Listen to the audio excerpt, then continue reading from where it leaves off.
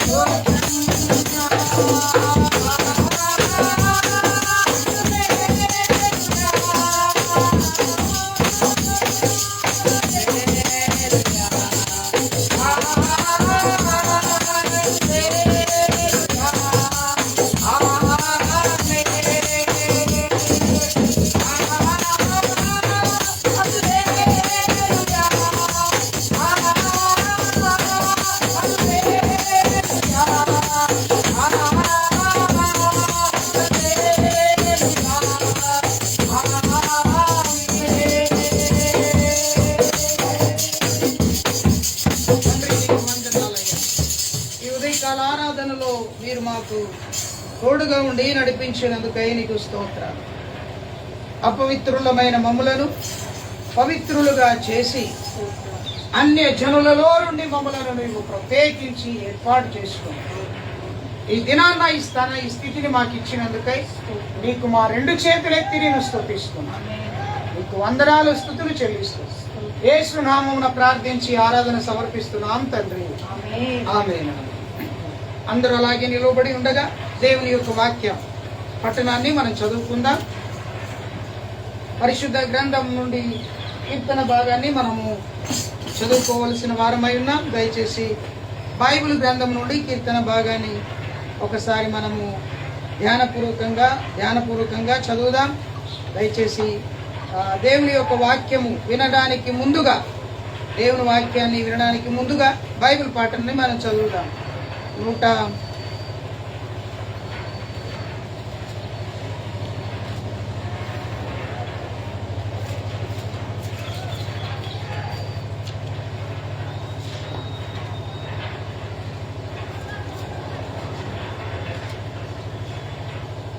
117వ కీర్తన.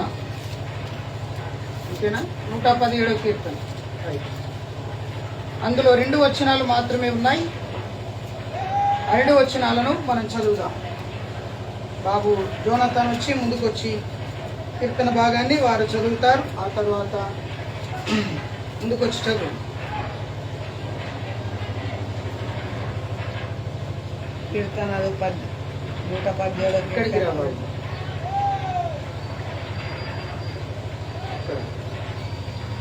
యెహోవా యెహోవా కృప కృప మన ఎడల హెచ్చుగానున్నది. హెచ్చుగానున్నది. ఆయన విశ్వాస్యత నిరంతరము నిలుచును. కాబట్టి సమస్త అన్యజనులారా యెహోవాను స్తుతించుడి. సర్వజనములారా ఆయనను కొనియాడుడి. యెహోవాను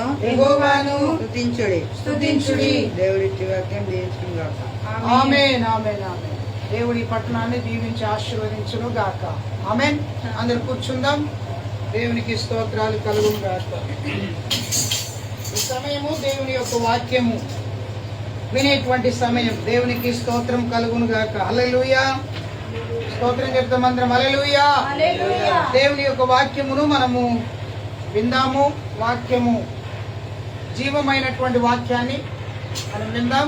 కొంచెం లైవ్లో చూసే వారికి ఇబ్బంది కలగవచ్చు. వెనకాల గృహాలు కట్టుకుంటున్న వారు క్లాప్స్ వేస్తున్నారు.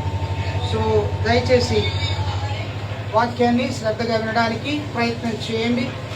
లైవ్ నడుస్తున్నప్పుడు దయచేసి శ్రద్ధగా మీరు ఆలకించాలని ప్రభు పేరిట మనవి చేస్తా ఉన్నాం. దేవుని యొక్క వాక్యాన్ని మనం ఒకసారి ధ్యానం చేసుకుందాం. ధ్యానపూర్వకంగా ధ్యానం చేద్దాం. దయచేసి బైబిల్ గ్రంథం నుండి నిర్గమకాండం దేవుని వాక్యాన్ని దయచేసి తీయండి. నిర్గమకాండము 20వ అధ్యాయం 24వ వచనాన్ని ఒక్క మాట మనం చదువుకొని దాంట్లో నుండి ముందుకు వెళ్ళడానికి ప్రయత్నం చేద్దాం. 20వ అధ్యాయము 24వ వచనం.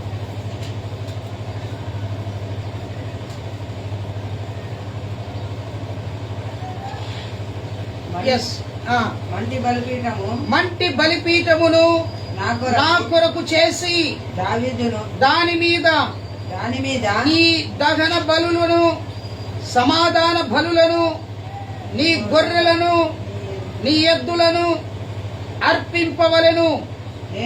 నేను నా నామమును జ్ఞాపకార్థముగా ఉంచు ప్రతి స్థలములోను నీ యొద్దకు వచ్చి నిన్ను ఆశీర్వదించేదను. దేవునికి స్తోత్రం. హల్లెలూయా. దేవుని ప్రియమైనటువంటి బిడ్డలారా, పరిశుద్ధ గ్రంథము నుండి వాక్యాన్ని వింటున్నాం.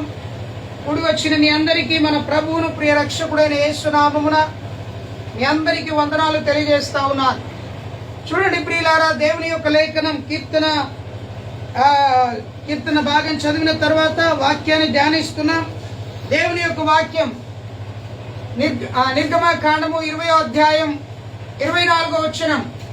శ్రద్ధగా మనము 20వ అధ్యాయం మొదటి నుండి మనము అన్ని వచనాలు చదువుకుంటూ వచ్చినట్లయితే 24వ వచనానికి వచ్చినప్పుడు ఒక ప్రత్యేకమైన విషయాన్ని దేవుడు అక్కడ బయలుపరుస్తా ఉన్నాడు.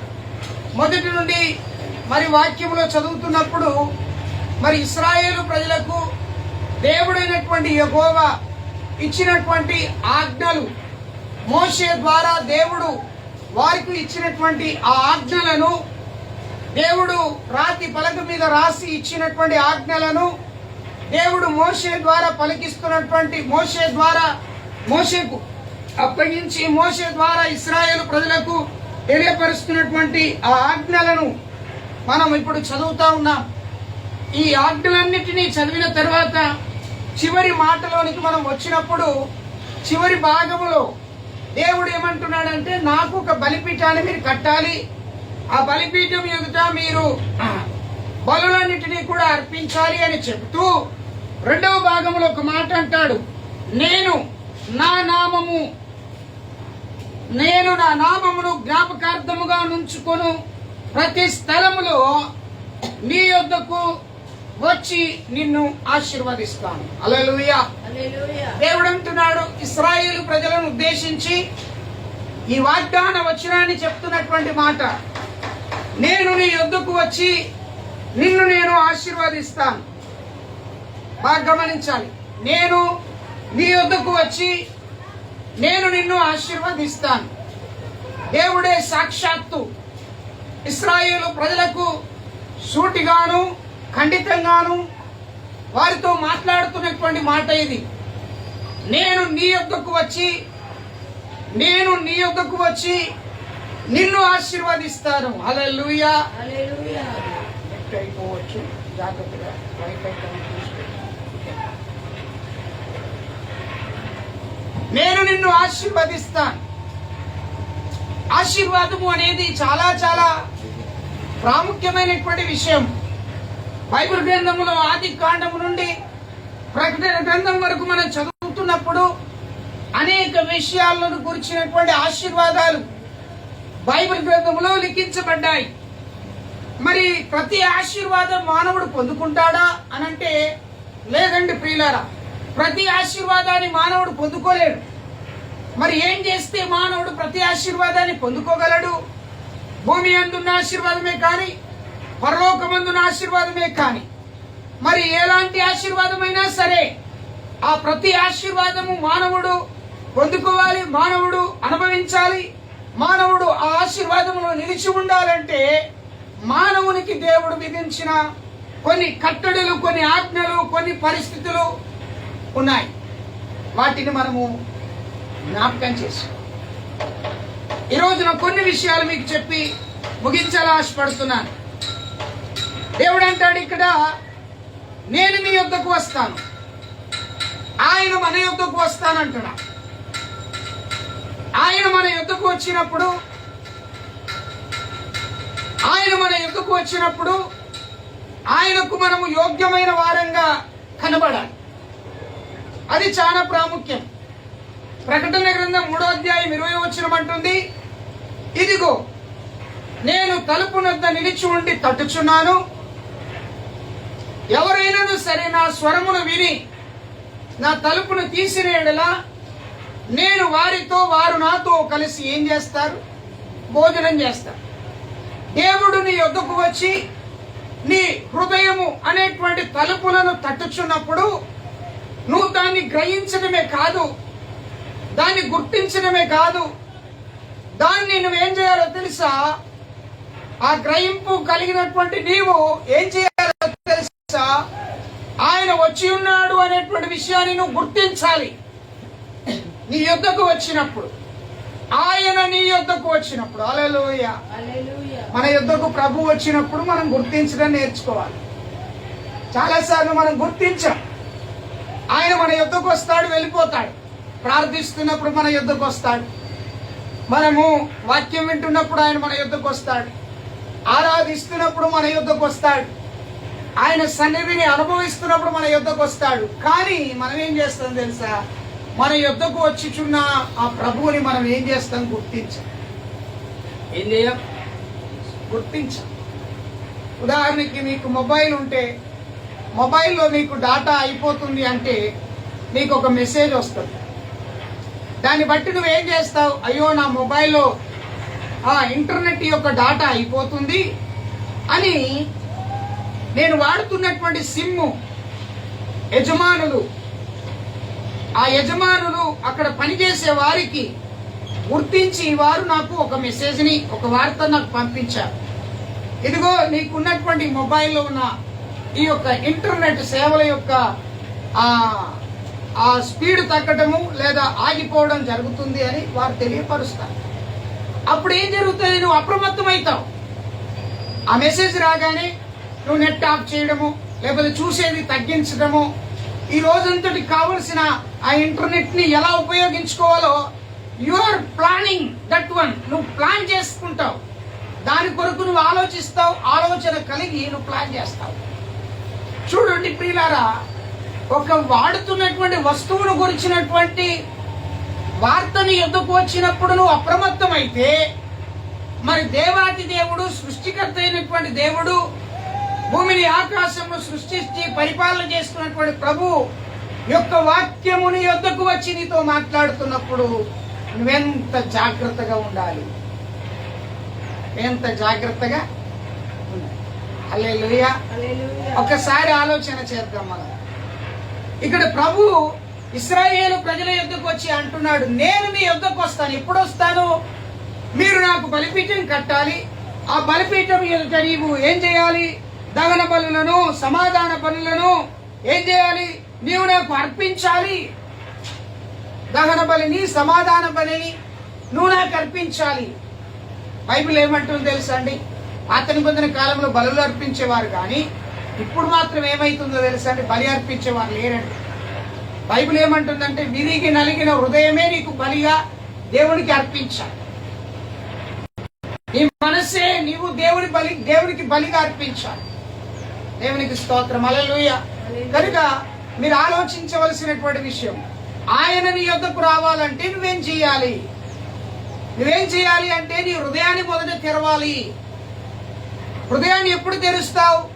నీవు పాపిని అని గ్రహించినప్పుడు, నీ పాపమును ఒప్పుకున్నప్పుడు, నీ పాపము నుండి నా ప్రభువు నన్ను విడుదల చేస్తాడు అనే విశ్వాసము నీవు కలిగి ఉన్నప్పుడు నువ్వేం చేస్తావు తెలుసా?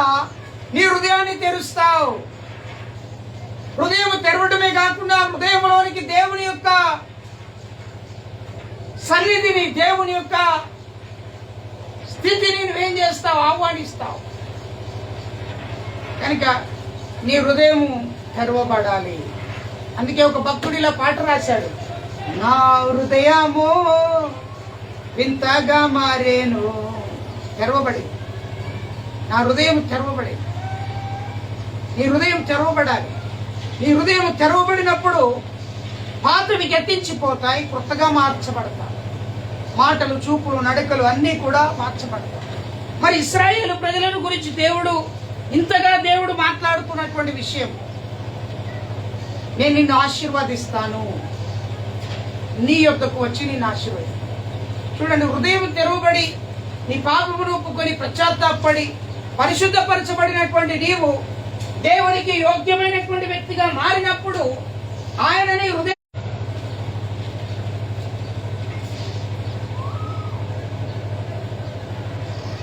28వ అధ్యాయము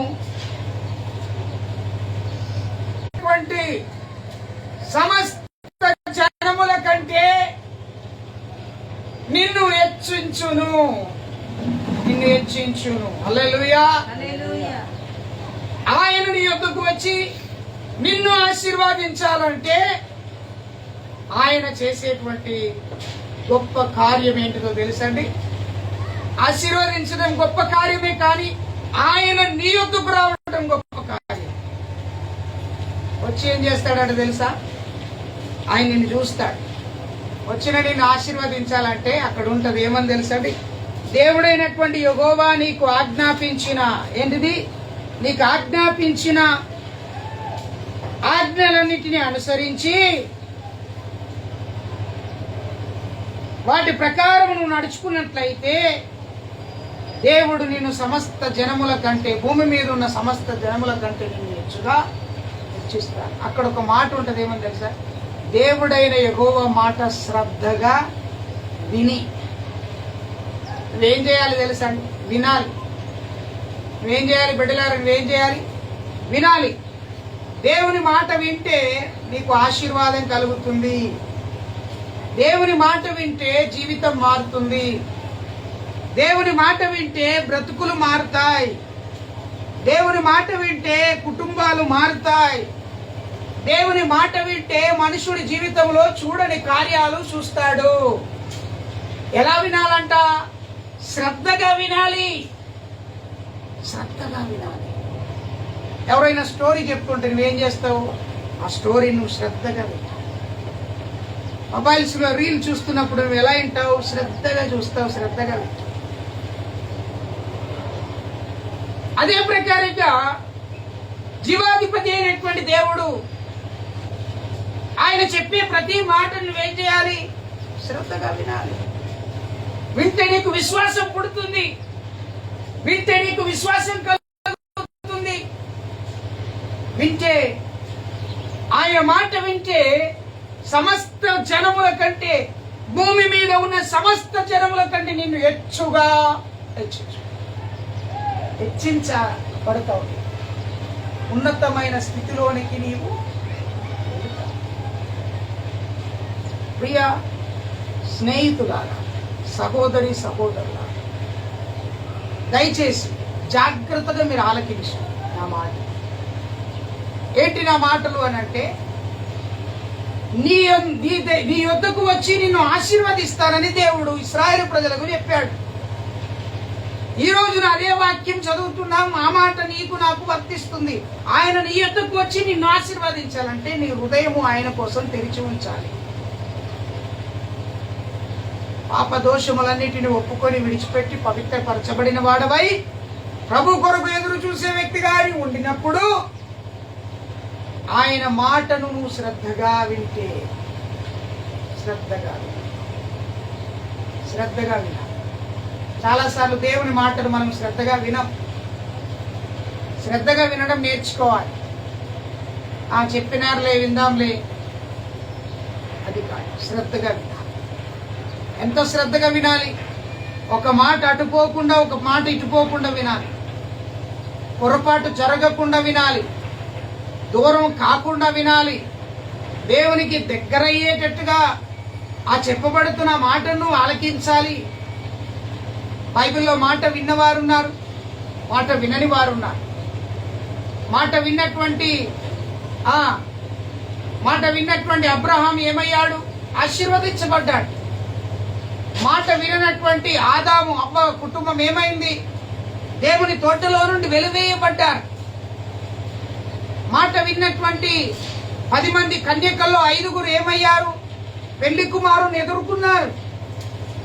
మాట విననటువంటి 5 మంది బుద్ధి లేని కన్యకలు ఏమయ్యారు? ఆయనతో ఉండే భాగ్యాన్ని కోల్పోయారు. చాలా జాగ్రత్తగా అండి. మాట ఎంత శక్తివంతమైనదో తెలుసా? యేసు ప్రభు ఒక రోజున పడవలో ప్రయాణం చేస్తూ ఉండగా పెద్ద గాలి తుఫాను వచ్చింది.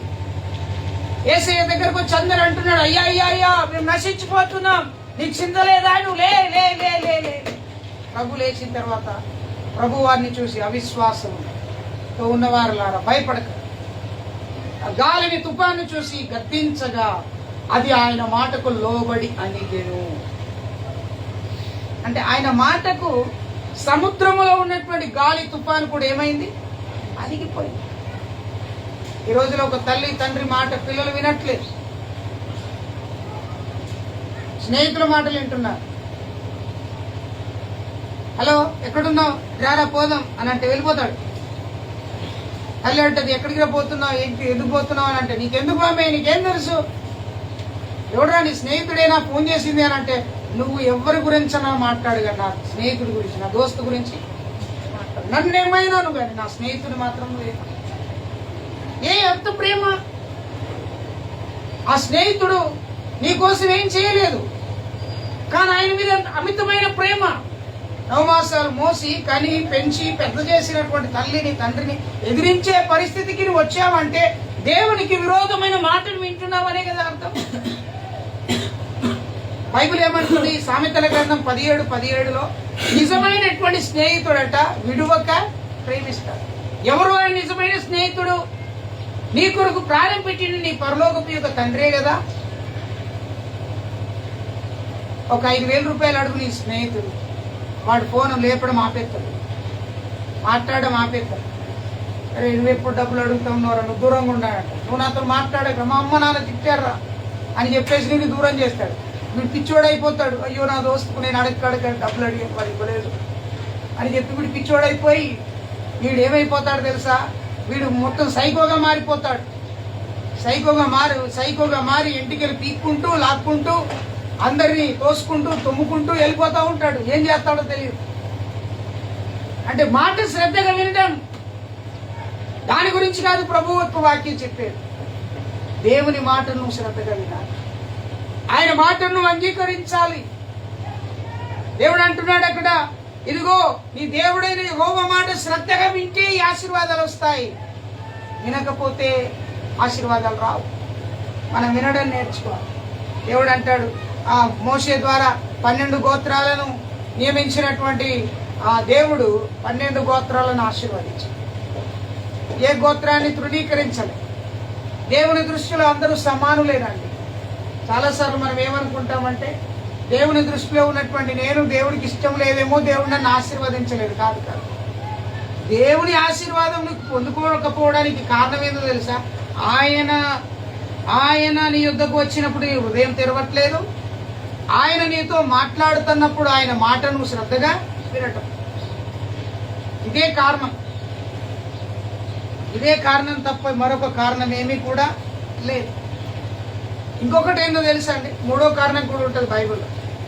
ఆయన నీ కోసం పరము నుండి భూలోకానికి వచ్చాడని నీవు నమ్మితే ఆయన మాట ప్రకారము నీ యొద్దకు వచ్చి నేను ఆశీర్వదిస్తాను. చాలాసార్లు నమ్మం కదా, చాలాసార్లు ఏం చేస్తాం, నమ్మకుండా మనకిష్టమైనటువంటి వాటిని మనము చేయడానికి ప్రయత్నము చేస్తాం.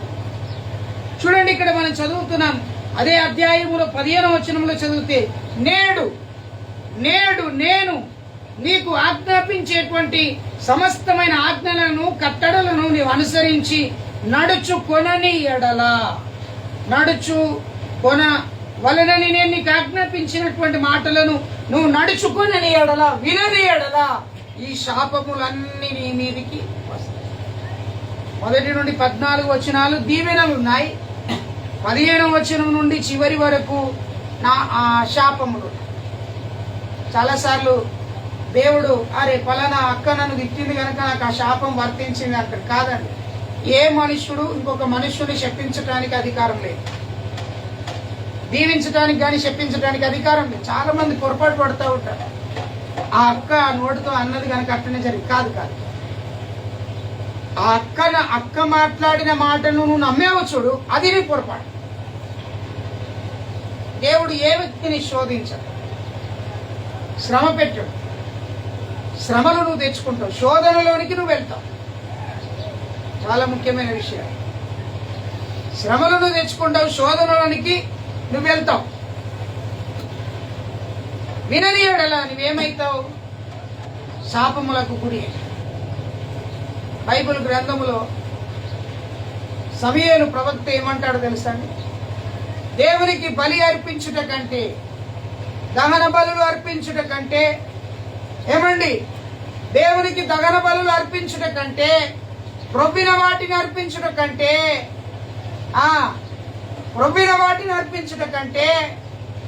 దేవుని మాట వినటం శ్రేష్టం. చూస్తారు ఒకసారి సమూయేలు గ్రంథం, 1 సమూయేలు గ్రంథం 15వ అధ్యాయం 22వ వచనం చదవండి.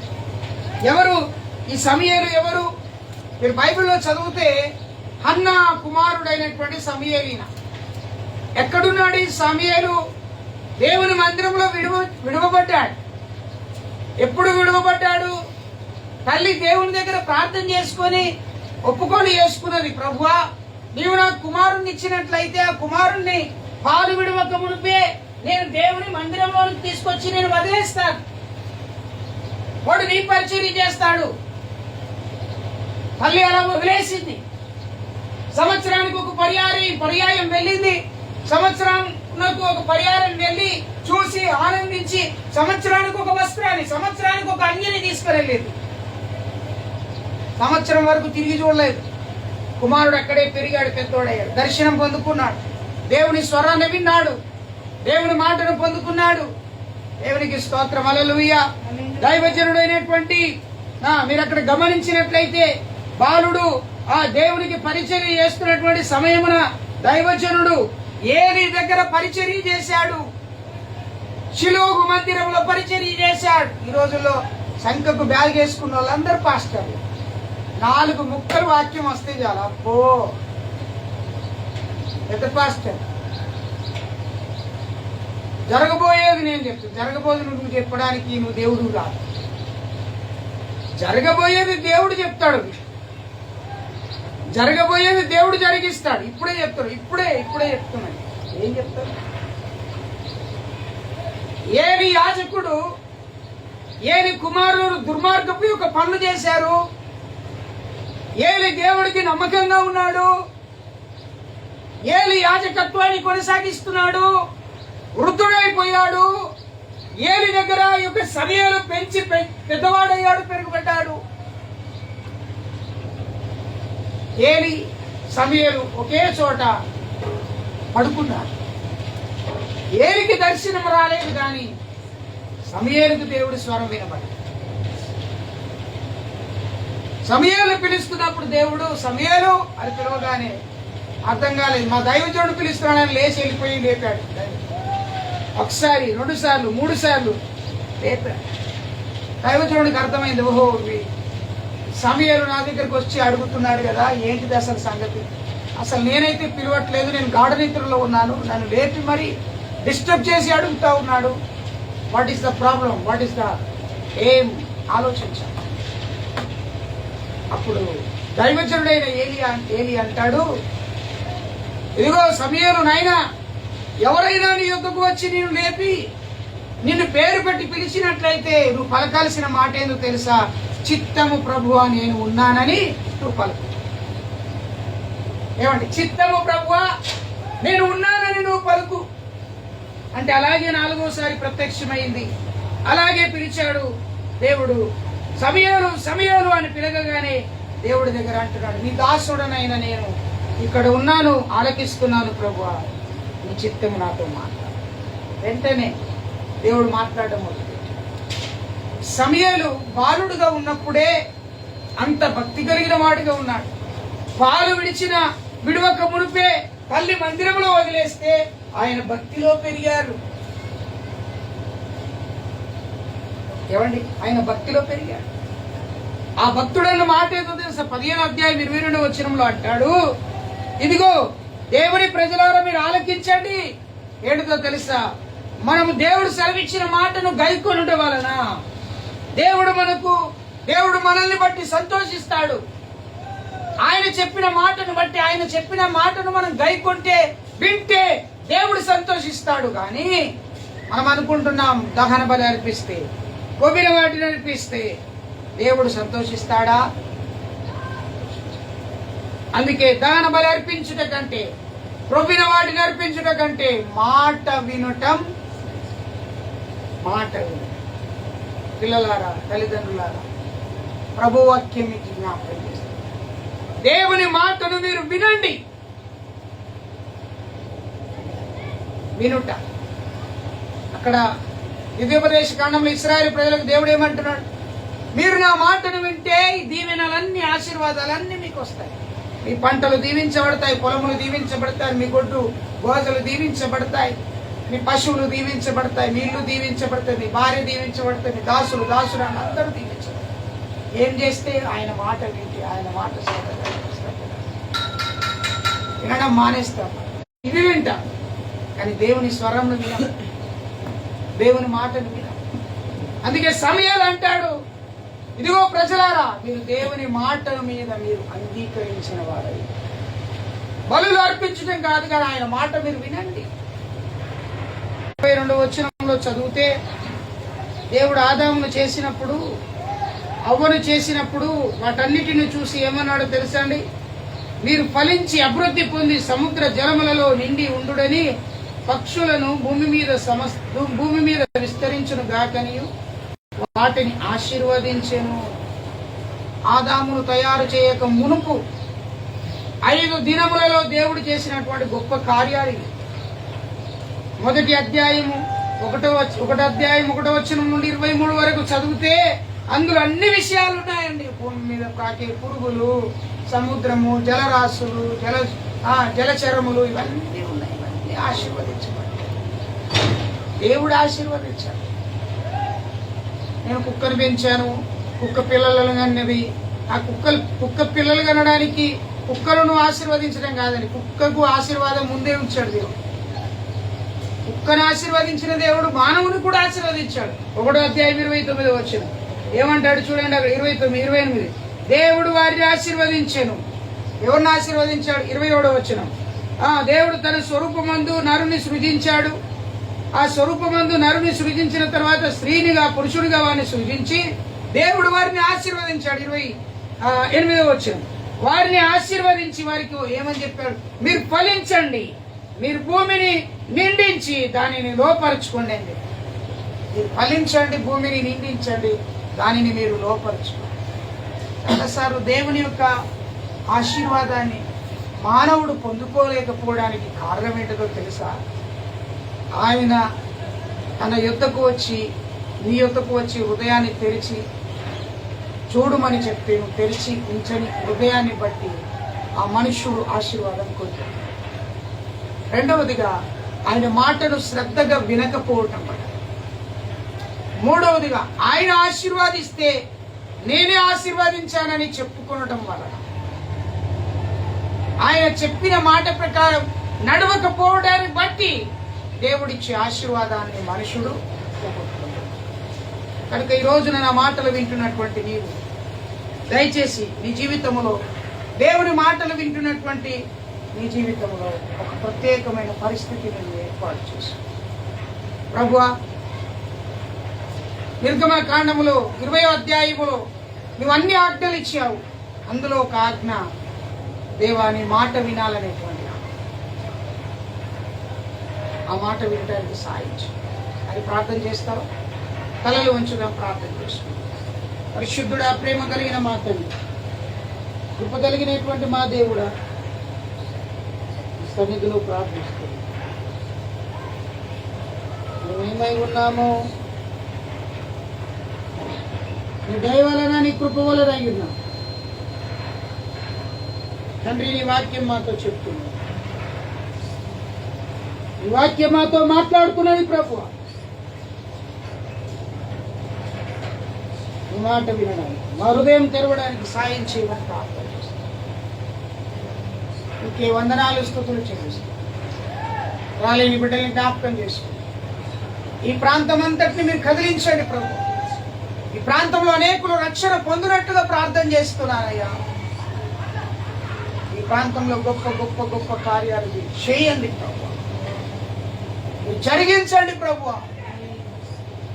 ఉన్నతమైన కార్యములు ఈ ప్రాంతంలో మీరు నెరవేర్చమని ప్రార్థన చేస్తున్నారు. నీకే వందనాలు చెల్లిస్తాను, నీకే స్తుతులు చెల్లిస్తాను. నీవు మా పక్షమై ఉండగా మాకు విరోధి ఎవడు అని వాక్యం చెప్తున్నాయి. ఈ దయగలిగినటువంటి హస్తాలకు అప్పగించు. యేసు క్రీస్తు నామం పేరిట ఈ ప్రార్థన అడిగి వేడుకొనుచున్నాము తండ్రి, ఆమేన్. మన పరమ తండ్రి అయిన దేవుని ప్రేమ, ఆయన కుమారుడైన యేసుక్రీస్తుల వారి కృప, పరిశుద్ధాత్మ సన్నిధి నిత్యము తోడని నడిపించి కాపాడును గాక. ఆమేన్. యేసు రక్తమే జయం, శిలువ రక్తమే జయం. యేసు నామానికి సంపూర్ణ విజయం కలుగునుగా.